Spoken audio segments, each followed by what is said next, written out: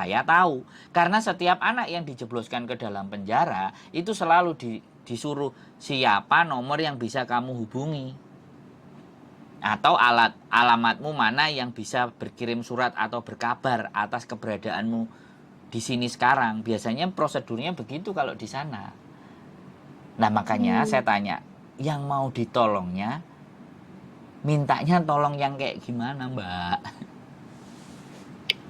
Itu mintanya ditolong dikeluarin gitu. Nggak bisa, Mbak, saya Iya, ngeluarin. Gimana? iya makanya itu saya jadi bingung tadi temanku kok bilang gitu. Suruh aku ngubungin Mas Sandra. Mas Sandra kan YouTuber, aku bilang gitu.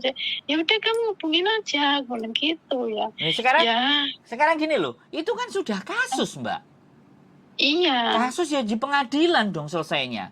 Kita iya. nggak bisa mengintervensi lah.